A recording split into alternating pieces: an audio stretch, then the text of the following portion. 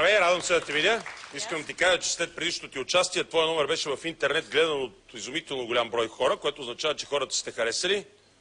Добре, направили друг номер или по-точно усъвършенствали своя номер? Да. Готова ли си да го изпълниш и да впечатлиш? Аз знам какво си направила и е изумително това, което правиш, но да не подготвим академията предварително.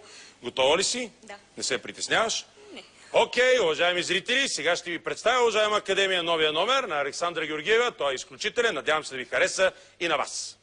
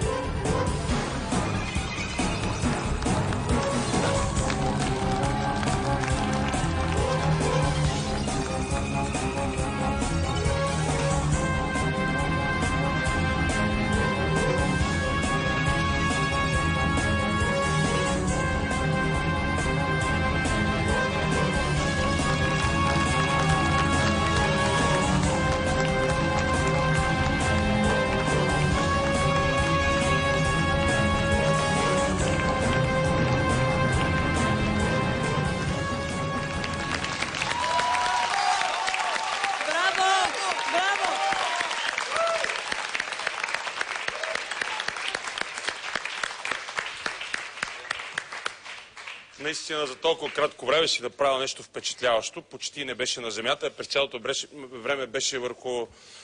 Би ли ги представил също своите партньори, които побързаха да избягат? Кои бяха? Това са едни мои колеги от балетна формация Арденс. Да? Как се казва? Никола Маврев и Иван Христов. А кой измисли тази хореография този Хореографията, музиката и всичко е по идея на Нина Козева. На Нина Козева. Окей, страхотно. Козина. Да, страхотно беше, много хубаво беше. Нека да видим вашата оценка.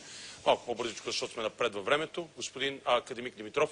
Браво за старанието и за това, което си направила. Да. Едно да. Академик Тодорова. Второ да. Второ да. Академик Колеков. И аз съм възхитен от телото на това момиче.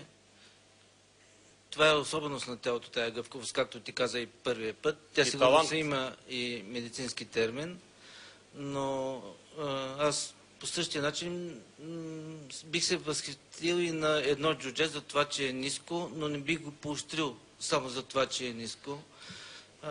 Така че наистина ми е много приятно да гледам това момиче, но не виждам защо то трябва да бъде в челната редица на победителите. Вашия отговор? Не. И така, 2 да и 1 не. Академик Петров, по-бързичко само ще ви помоля. Ами в такъв случай ще бъда много кратък. Отново прекрасен цирков номер, вариететен и така нататък, но са прекалено много. Така че отговора ми е не. 2 да и 2 не. Уверявам ви, че това нещо, което се направи, е изключително красиво и при всички положения има място в смисъл, поне аз така мисля. Академик Гогов. Аз имам един много сериозен аргумент против. Патриархалното ми възпитание ме кара да се притеснявам от жена, която стъпва върху главите на мъже и се качва въобще отгоре. Обаче от друга страна съм толкова впечатлен, че казвам да. И така, още едно да ни е необходимо, за да минем нататък. Академик Петров, слуша ви. Благодаря, че ме попитахте, защото за Никола и Виктор не ме попитахте, но Да. по-лошото чувство остана. Да. Ами, аз много бързо ще кажа да. И така, минаваме с нататък! Супер! Да направиш също толкова хубав номер. Уважаеми зрители, уважаема комисия, представих Александра Георгиева!